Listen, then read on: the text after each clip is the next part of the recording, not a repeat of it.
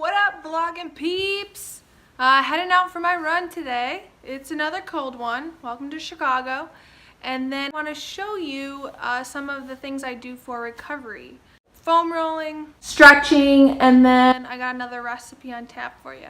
So I'm not going to take you on this run because I'm running low on battery. What else is new?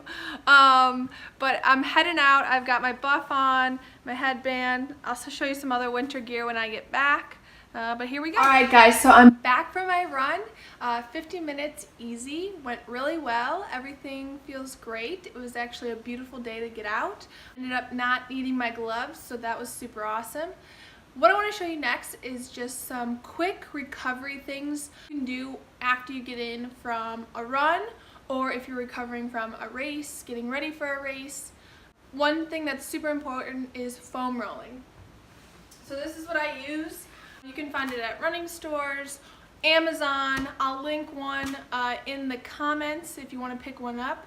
I know Black Friday's coming up, so if you do some shopping, check it out. There's some easy exercises though.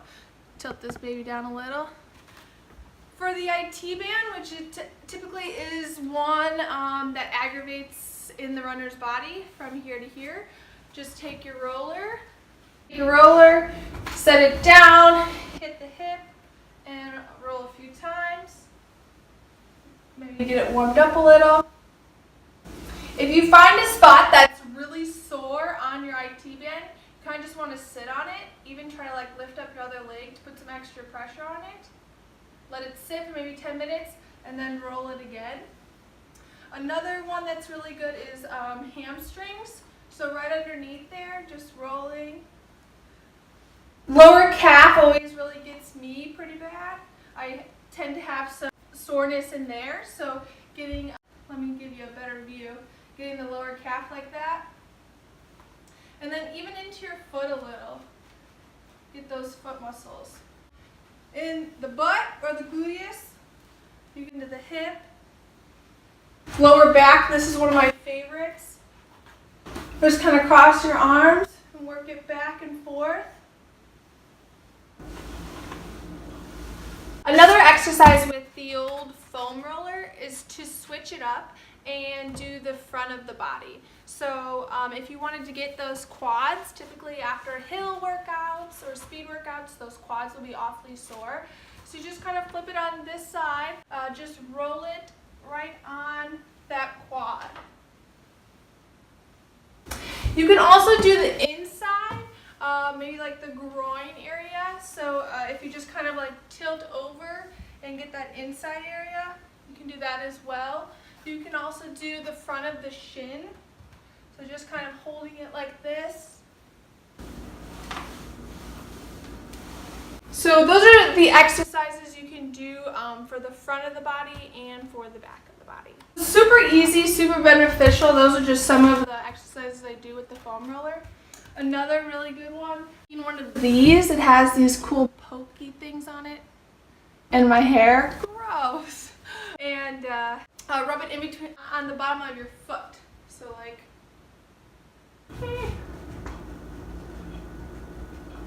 feels so good and really helps to loosen up those foot muscles that get tight while you're in some big training.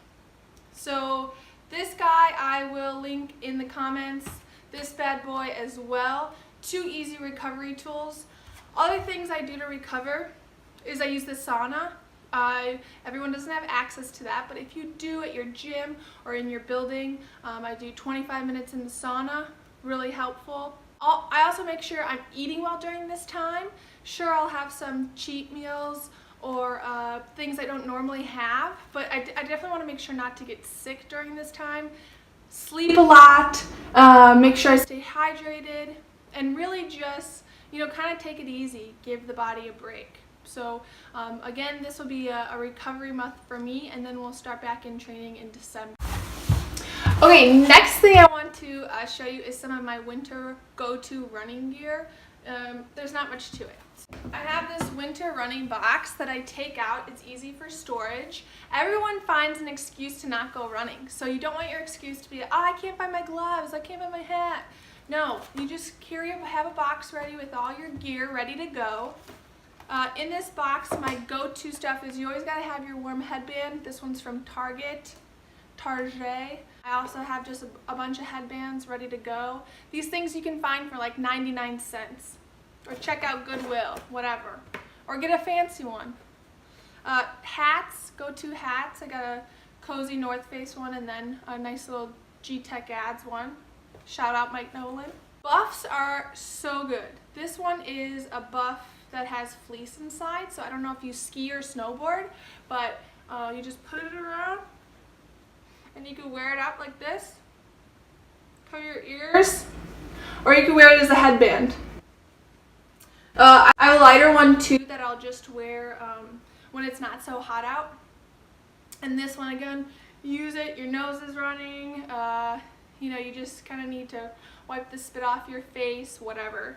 Also, sometimes if I get really hot, I'll just put it around my wrist and kind of use it to wipe my face when it's really cold out. So buffs, headbands, hats, and then I have my gloves.